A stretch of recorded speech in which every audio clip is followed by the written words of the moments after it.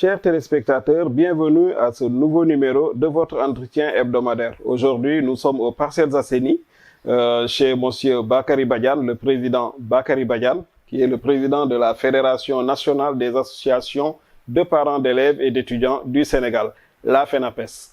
Bonjour, président. Bonsoir, monsieur Djegan. Aujourd'hui, nous sommes venus le voir chez lui, contrairement à la dernière fois où il nous avait reçus donc au niveau de son bureau, au siège donc de la FENAPES, et avec son ami monsieur Top, donc le trésorier donc de la FENAPES, à qui nous disons un grand bonjour. Donc aujourd'hui, nous sommes venus voir le président de la FENAPES pour parler de la rentrée scolaire qui se prépare. On va bien sûr faire avec lui un petit bilan, parce qu'on était venu le voir l'année dernière, on avait discuté de la situation juste avant la reprise, et il nous avait parlé donc de la position des parents d'élèves en général. Donc, et après cela, n'est-ce pas, président? Donc, il va falloir faire un petit bilan de ce qui s'est passé l'année dernière, n'est-ce pas? Mais je vous remercie, monsieur Djegan, d'avoir bien voulu me trouver chez moi. C'est un grand plaisir. On s'est déjà rencontrés dans mon bureau. Ça a été aussi un plaisir. Et là, vraiment, c'est encore un plus. Comme vous le dites, cette rentrée se prépare. Et il fallait bien préparer cette rentrée parce que c'est une rentrée spéciale. Spéciale compte tenu du fait que le coronavirus a stoppé l'élan des enseignants, l'élan du ministère de l'Éducation nationale et l'envie des élèves, n'est-ce pas, d'aller en classe. Et personne ne croyait que on reprendrait les cours. Mais le président de la République a bien voulu autoriser le ministre de l'Éducation nationale de fermer, ça aussi pour protéger nos élèves, et d'ouvrir. Ce serait une catastrophe que ce soit une année blanche. Ce serait une catastrophe. Effectivement. Heureusement, je crois qu'on a trouvé la meilleure formule. C'est d'abord de tenir compte de ceux-là qui sont dans les classes d'examen. Ils sont au nombre de 500 000 et quelques, et bien des CM2, des classes de 3e, de terminale, ainsi de suite. Mais si les examens ne se passent pas, il n'y aura pas de recrutement. Il faut bien que ceux qui sont en 3e cèdent la place, pour aller en seconde, ainsi de suite. Effectivement. Donc ça a été une excellente, personne n'y croyait. Mais le génie sénégalais a fait que je crois qu'on a réussi. Et ça, il faut dire aussi que c'est sur le compte du ministre de l'Éducation nationale, qui a été excellent, qui a pris en compte la situation et qui a consulté, il faut dire tout le monde, tous les acteurs de l'éducation, particulièrement nous, parents d'élèves. Nous sommes des partenaires de l'éducation et nous avons, je crois, joué un rôle important. Alors, globalement, vous voyez, les examens ont eu lieu. On a utilisé des moyens qui ont fait qu'un bon enseignement a été donné à ces élèves et les résultats l'ont démontré. Effectivement. Et d'ailleurs, on avait fait à l'époque une émission avec vous quand la rentrée se préparait, donc pour voir donc la situation avec les parents. N'est-ce pas? Finalement, elle s'est faite. Les examens se sont bien déroulés et les résultats ont été vraiment au-delà des attentes.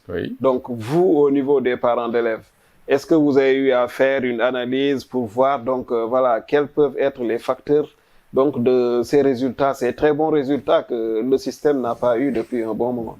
Mais ces bons résultats, c'est d'abord d'apaiser les parents d'élèves.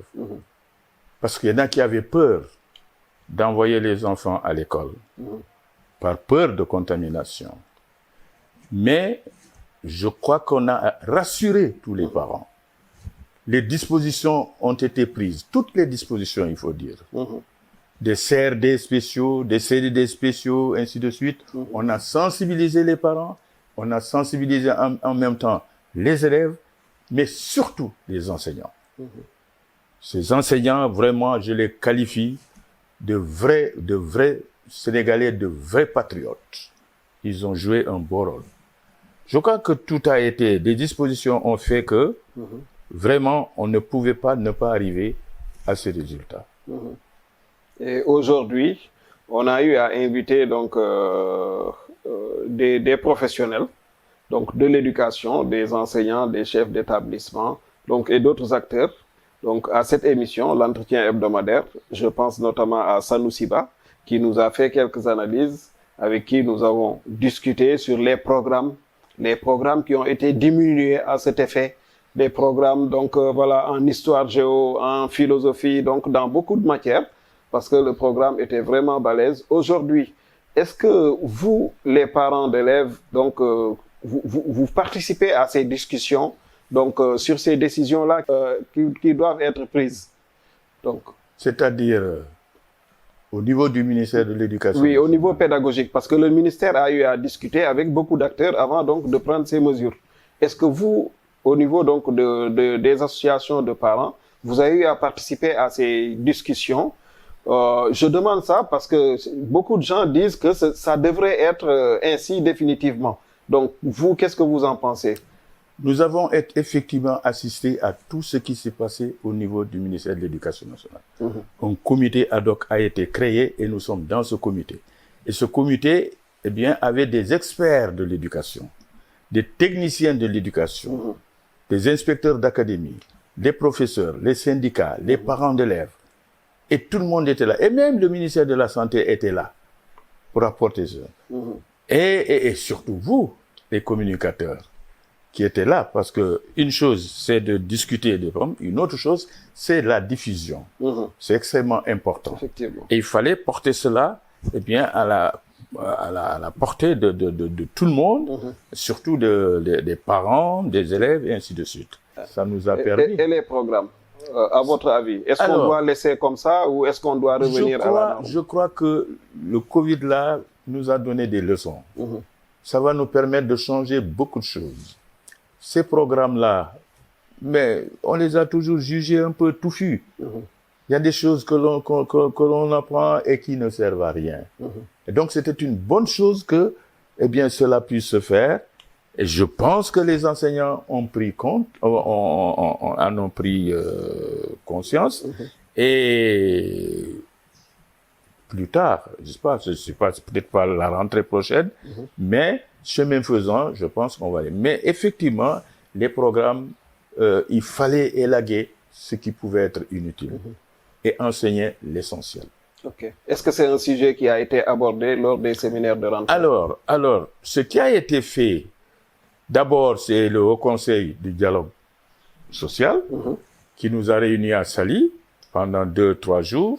Nous avons discuté sur la question. Ils ont beaucoup insisté, eux, surtout sur la paix dans l'espace scolaire et universitaire. Ils ont beaucoup, surtout le Haut Conseil, a beaucoup insisté. Il fallait parler de cela. Sans la paix scolaire, mais on ne peut pas travailler. Il ne peut pas y avoir Et alors, les enseignants étaient là, les syndicats d'enseignants, surtout le G7, je ne parle pas du G20, moi, je parle du G7, étaient là. Ils ont suivi, ils ont dit justement ce qu'ils pensent de la situation. Mais tout le monde sait que la situation, c'est quoi? C'est ce qui a été arrêté en 2018, n'est-ce pas? Le gouvernement avait promis de régler ces problèmes, mais ces problèmes sont tellement nombreux et parfois complexes qu'il fallait du temps. Mais le monitoring a été créé et il se réunissait régulièrement en présence des parents d'élèves. Nous étions là. Eh bien, et on prenait en compte. Maintenant, là, durant les 2 jours que nous avons fait, les 2 jours, 3 jours avec le Haut Conseil, on a pu diagnostiquer, on a pu faire le point. Et je pense qu'à la reprise du monitoring, n'est-ce pas, les choses iront beaucoup plus vite. Mais on ne s'en est pas arrêté. Le ministre de l'Éducation nationale, à son tour, et chaque année il le fait, il nous a réunis à Saly aussi, pendant 3 jours. Et alors là, on a parlé pas seulement de la paix scolaire, mais de comment faire pour avoir une année scolaire 2020-2021 vraiment si ce n'est pas la meilleure, mais qui sera parmi les meilleurs. Les meilleurs. Et ça a été réussi. Ça a été réussi. Vraiment, chacun a donné son point de vue. Il y a maintenant des problèmes. Bien Et sûr, c'était l'occasion, n'est-ce pas, durant ces jours, de parler de ces problèmes. Comment faire pour, eh bien, arriver à une bonne rentrée d'abord, ensuite une année scolaire apaisée, une bonne année scolaire qui va permettre aux enfants, n'est-ce pas, eh bien, de profiter d'eux. Donc, Président, vous avez commencé à parler donc de ces séminaires et des décisions qui ont été prises, donc des acteurs qui ont participé à ces séminaires. Alors, globalement, comment vous avez apprécié l'attitude des syndicalistes donc à ces différentes réunions, à ces différents séminaires donc de préparation que vous avez eus? Est-ce que vous êtes beaucoup plus rassuré après les avoir entendus? Est-ce que vous êtes inquiet? Est-ce qu'il y a de quoi s'inquiéter? D'abord, j'apprécie le fait d'organiser des élections pour avoir des syndicats les plus représentatifs, pour le dialogue, pour les négociations. Vous vous souvenez, il y avait plus de 40 syndicats. Mais on a simplement demandé que ceux qui n'ont pas atteint, qui n'ont pas dépassé le seuil de 10%, en tout cas, ne soient pas représentatifs. Alors, il y en a 7. Ils étaient là. Et franchement, je dois dire que le choix a été bon. Parce que chaque fois qu'ils intervenaient, vous savez, ils campaient bien leur dossier, ils campaient bien leur situation. Et ça nous a permis, nous aussi, d'apporter notre contribution. C'est de faire en sorte que très rapidement, le monitoring puisse reprendre ses activités pour continuer, parce qu'il y a beaucoup de problèmes. Ça a été pour eux l'occasion de dire ce qui va et ce qui ne va pas, ce qui est fait et ce qui n'est pas encore fait, pourquoi cela n'a pas été fait, et ils ont proposé des solutions. Nous aussi, nous avons apporté notre contribution en tant que parents en disant que nous avons besoin de cette paix, n'est-ce pas, pour ces enseignants-là. Les enseignants-là, on leur doit tout. Moi, j'ai l'habitude de le dire. Les enseignants, on ne peut pas les payer. C'est Dieu qui doit les payer pour ce qu'ils font. Imaginez un petit gamin que vous prenez à 6 ans. Vous en faites un génie demain. Et ça, il le doit bien sûr à Dieu, mais il le doit à cet enseignant-là. Et nous avons profité de leur dire que si c'est le salaire, Dieu vous donnera le reste, nous vous donnons ce que nous pouvons faire. Mais vraiment, pour l'amour de Dieu, n'est-ce pas? Est-ce que vous pouvez nous promettre une année normale, une année apaisée? Alors, évidemment, c'est de dire qu'à condition que l'État respecte ses engagements. Et je pense que l'État est en train de respecter les engagements. Il y avait beaucoup de problèmes, il faut les sérier, il faut les étudier. Ça ne concerne pas un seul ministère. C'est le ministère de la fonction publique, c'est le ministère des Finances, c'est le ministère de l'Éducation nationale, c'est le ministère de la formation professionnelle. Vous voyez, ça concerne. Mais le monitoring recevait régulièrement les ministères et discutait, et chaque ministre faisait le point de la situation. Alors donc, les syndicats en ont profité pour dire tout ce qu'ils pensent. On a pris bonne note. Le ministère était là, présent. Ils ont pris bonne note. Et je pense que ça va permettre, même nous allons apporter notre contribution dans les rapports que nous avons avec ces ministères-là. Faire en sorte que, ils soient satisfaits dans les meilleurs délais. Les problèmes étaient très nombreux. Mais je pense qu'aujourd'hui, beaucoup de problèmes ont été réglés grâce justement à ces rencontres, grâce à ce monitoring, vous voyez. Et je pense que le ministère va continuer sur l'instant. Nous avons un ministère qui écoute. Donc, globalement, sur cet angle-là, vous êtes moins inquiet. Donc, sur la paix scolaire. La paix scolaire. On est moins inquiet. Le Haut Conseil, plus le ministre de l'Éducation nationale, tout le monde a insisté là-dessus, je pense. Et les enseignants sont un peu revigorés. Je pense qu'ils font confiance. Et on espère que, franchement, Alors, Président, à vous entendre parler, on dirait que vous êtes plus ou moins confiant. En tout cas, en ce qui concerne donc la tranquillité du climat scolaire. pour l'année à venir. Donc voilà. Et aujourd'hui, il y a un autre problème qui est là, qui est toujours là. Il a été là, il est toujours là. Il s'agit de la maladie, la Covid. Donc voilà. Est-ce qu'il va falloir maintenir donc le dispositif de l'année dernière ou est-ce qu'il y a quelque chose d'autre de prévu donc pour faire face si voilà on l'espère pas mais si une autre vague donc de coronavirus s'en mêlait?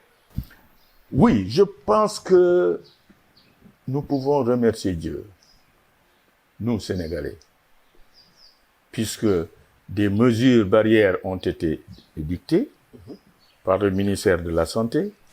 Et tous les jours, c'est arrêté. Tous les jours, on en parlait. Donc, dans tous les milieux, on en parlait. Je crois, il n'y a pas une application totale peut-être, hein, mais il faut dire qu'un effort considérable a été fourni, ce qui fait que nous n'en avons pas beaucoup de pertes humaines. Bien sûr, bon, on dit toujours, excusez-moi le terme, les Sénégalais sont indisciplinés, mais pour une fois, ils ont été vraiment disciplinés. Quand on dit que nous sommes deuxième, n'est-ce pas, quelque part, ça veut dire que vraiment, on a respecté. Oui. Ce Covid-là, ce maudit Covid-là, franchement, est venu perturber, n'est-ce pas?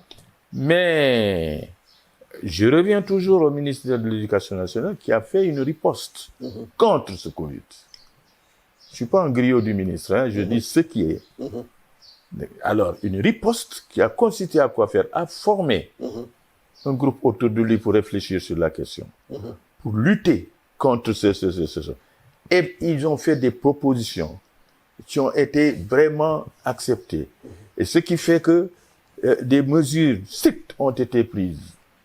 Parce qu'il fallait protéger nos enfants, il fallait protéger les enseignants.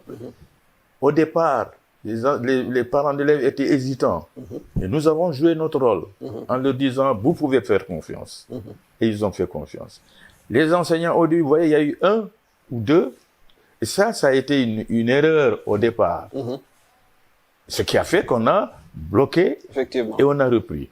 Mais je pense que par la suite, n'est-ce pas, tout est entré dans l'ordre. Alors, il y a un problème de stigmatisation. Parce que quand quelqu'un sort du Covid, là, on pense que il contamine, alors que non, il est guéri, n'est-ce pas? Mais les enseignants n'ont pas tenu compte de tout ça.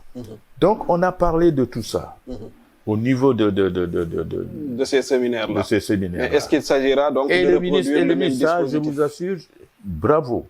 Il a pris des dispositions qui doivent être conservées. Canal éducation, ça doit être conservé. À l'époque, il y avait fenêtre sur l'éducation. Du temps de Ibader, feu Ibader. Effectivement. Canal éducation, fenêtre sur l'éducation, ça lui permettait de parler aux enseignants, ça lui permettait de parler aux élèves et à tout le monde. Pourquoi ça ne pouvait pas servir? Je pense que ça peut servir. Effectivement. Et en même temps, l'apprentissage à la maison, ça aussi, c'est un boulot qu'on nous donne à nos parents d'élèves.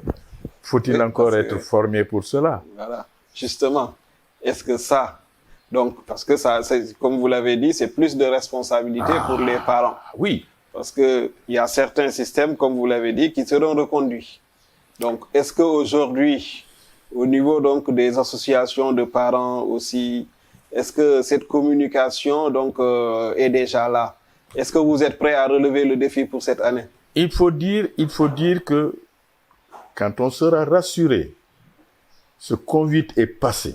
Quand on sera rassuré qu'il n'y a pas de risque, nous comptons organiser des rencontres avec les parents d'élèves pour discuter de ces mesures, de voir dans quelle mesure nous allons continuer à accompagner le ministère de l'Éducation nationale. Nous comptons le faire.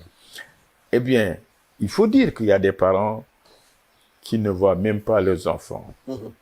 Il se lève à 5 heures du matin, il revient à 20 heures, l'enfant dort. Il n'a pas le temps de voir les enfants. Mais ceux qui ont la possibilité, comme moi, d'avoir été enseignants, ceux-là qui ont cette possibilité peuvent apporter quelque chose dans ce qu'on appelle justement l'école à la maison. L'apprentissage, c'est une excellente chose, n'est-ce pas? On doit suivre les enfants. Mais je dois dire, moi, je prends mon cas personnel, ma mère est mélangère. Mais c'est elle qui me disait, est-ce que tu as appris tes leçons? Effectivement. Elle ne sait pas lire et écrire. Mais je lui ai dit, mais maman, tu sais, elle dit, non, récite-moi ta leçon. Alors, je récite. Dès que je m'arrête, je dis, ah, la leçon n'est pas sûre. N'est pas sûre. Va apprendre. Voyez donc, les parents d'élèves peuvent apporter. Ils peuvent apporter. Et nous comptons de nous réunir pour faire le point, tu vois, du cheminement de conduite. Effectivement. Afin que ça soit utile. Oui, Président, nous allons rester toujours avec les parents d'élèves, mais cette fois-ci avec les parents d'élèves du privé. Donc tout le monde en parle ces temps-ci. Il y a un problème, donc ce problème de paiement, voilà. Il y a beaucoup d'établissements privés qui veulent faire payer les 3 mois de vacances donc aux parents d'élèves. Donc aujourd'hui, on a entendu le ministre en parler dans la presse. Donc voilà, beaucoup de gens en parlent. Mais est-ce que vous, au niveau de la FENAPES, vous avez été saisi donc pour ce problème-là? Mais mon cher Diagan, je dois vous dire vrai, hein? Nous ne sommes pas tellement impliqués dans les écoles privées. Mais puisque nous sommes parents d'élèves et d'étudiants, nous agissons. Et nous avons eu à agir dans certains établissements, par exemple Dior. Le problème qui s'est posé, c'est quoi? Ce sont des élèves qui sont dans les classes d'examen, qui reprennent des cours. Le gros lot, les 4 millions, n'est-ce pas? C'est à côté. Mais là, il s'agissait des 551 000 élèves qui passent les examens. Effectivement. Alors, on demande aux établissements de reprendre ces élèves-là. Pour le privé, ça pose problème. Parce que le privé est obligé de rappeler le personnel, de rappeler des professeurs qu'il doit payer. Il y en a qui se sont trouvés dans une situation difficile, n'est-ce pas? Notamment, il y a, je crois, une affaire de 2 mois ou 3 mois. Ça peut s'expliquer parce qu'au fond, on étalait le paiement sur une année. Hein? Bon, mais il se trouvait que là, la chose était difficile. Et nous avons eu, dans nos interventions, à demander à l'État d'accorder une attention particulière aux écoles privées. Parce que s'il n'y avait pas ces écoles privées, le TBS que nous avons, le taux brut de scolarisation, ne serait pas à 80 et quelques pourcents. Parce que beaucoup d'écoles privées ont fait du 100% aussi. Beaucoup d'écoles privées ont joué un grand rôle. Et mieux, la plupart de nos bons résultats, eh bien, proviennent de ces écoles privées. La plupart. Maria Mbaba, vous allez là-bas, de la première à la deuxième, ou même à la 10e, sortent des écoles privées. Donc, une attention particulière à ces écoles privées. Et nous avons demandé à l'État d'intervenir. Mais je crois que l'État nous a entendus parce qu'on a donné 1 milliard. Nous avons dit ça ne suffit pas. Mais j'ai l'impression que le président de la République nous a entendus. Il y a mis 2 milliards, ça fait 3 milliards. Bien sûr, ça ne suffit pas. Il faut maintenant un sacrifice de la part des parents d'élèves. Il faut un sacrifice. Parce que le privé est obligé de rappeler cette personne. Il faut le payer. Le personnel administratif, comme les enseignants, il faut payer. Certainement, ils allaient se trouver dans une situation. Donc, nous avons dit, c'est pas tous les parents d'élèves qui payent. Non. Quand on dit l'enfant ne va pas à l'école, donc je ne paye pas. Mais on ne demande pas à ces élèves de payer. C'est ceux-là qui sont en classe d'examen. Mais ils doivent payer ceux-là. Donc, ceux qui sont en classe d'examen, ils ont payé. Pas de problème. Parce que je pense que c'est pas le problème. Maintenant, c'est les autres. Voilà. Donc, c'est un problème. C'est un problème. Les autres qui n'ont pas bénéficié du service pour lequel on leur demande de payer. Alors, logiquement, on dit, quand l'enfant n'est pas allé à l'école, je ne dois pas payer. Logiquement.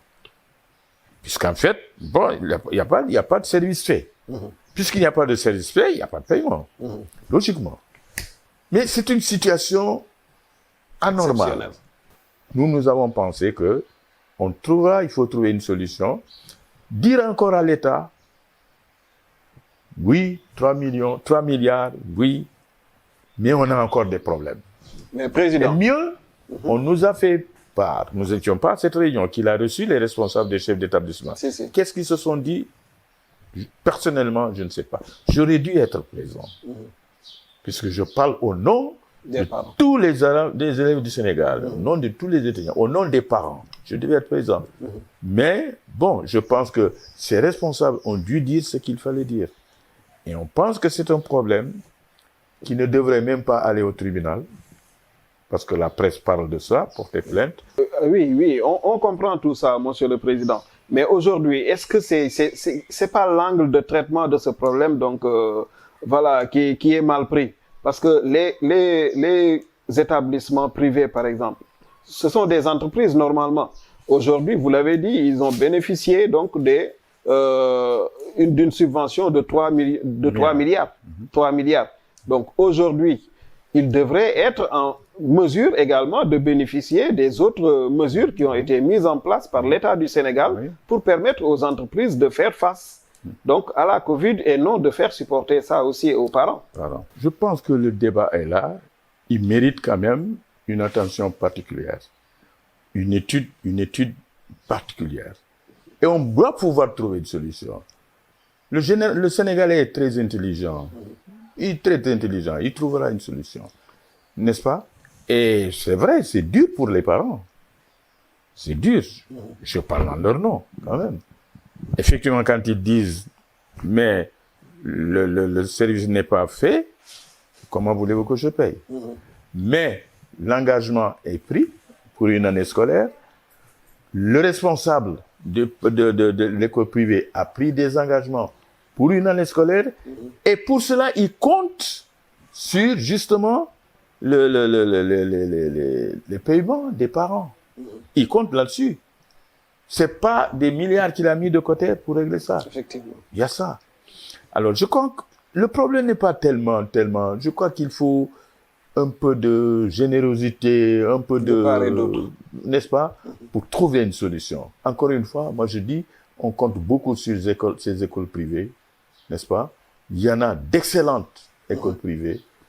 Et si les parents acceptent de payer cher pour l'éducation dans ces écoles privées, c'est parce que les résultats sont là. Et puisque les résultats sont là, cela nécessite un sacrifice, surtout de la part de l'État. Parce que nous comptons sur l'État. Et l'État peut faire tout. Et nous savons très bien que l'État a suffisamment de trucs, de moyens pour régler ces problèmes. S'il est arrivé, eh bien, à obtenir que les endettements soient, hein, vous voyez, on peut arriver à régler ce problème. Vous avez tout à fait raison. On arrive au terme de l'émission. Votre dernier mot? Bon, mon dernier mot, c'est d'abord vous remercier de m'avoir permis de m'adresser aux Sénégalais qui m'écoutent, que j'aime bien et que je respecte bien, mon pays, le Sénégal, que j'aime bien, que je respecte bien. Et ça me donne aussi l'occasion de dire merci aux parents d'élèves qui m'ont écouté et qui ont suivi, qui ont participé à tous les CDD, à tous les CRD, préparant la rentrée, n'est-ce pas? Eh bien, de féliciter les enfants qui ont réussi, parce que s'il n'y avait pas d'examen, ce qui se passerait, ce serait pire. Un désastre. Le privé, on serait obligé, celui qui est en terminale, de reprendre encore une année, n'est-ce pas? Ce serait le désastre. Mais de remercier et de féliciter les enseignants. Vraiment, et de faire en sorte que ce groupe de 7, qu'on lui donne les moyens de jouer son rôle. Il est en train de jouer un beau rôle. Nous assistons à toutes les réunions, mais vraiment, ils ne sortent pas du tout du cadre, n'est-ce pas, du syndicalisme. Eh bien, nous comptons beaucoup sur une oreille attentive de l'État.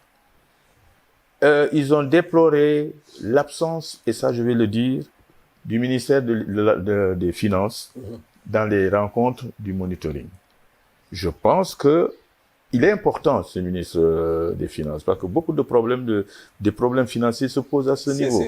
Il est bon qu'il soit là pour donner. D'ailleurs, tout se résume à des problèmes financiers. Mais je crois que tout se résume, n'est-ce pas, à ces problèmes de finances. N'est-ce pas?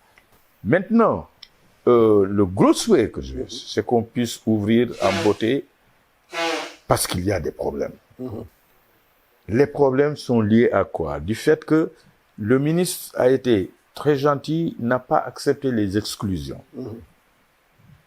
Vous voyez, c'est pas la faute des enfants. Mais si on n'exclut pas, eh bien, pensez à des effectifs pléthoriques. Il y a la distanciation qui fera que il faudra beaucoup plus de classes, il faudra beaucoup plus d'enseignants. Est-ce qu'il peut trouver ces enseignants? Nous souhaitons vraiment que tous se mettent, que ce soit lui, le ministre de l'Éducation, le ministre de la fonction publique, le ministre des Finances, surtout, eh bien, qu'ils acceptent. De la planification, tout ça. Parce que nous savons qu'il y a des enseignants qui sont là, qui ont été formés, et je le dis toujours, à la PASTEF.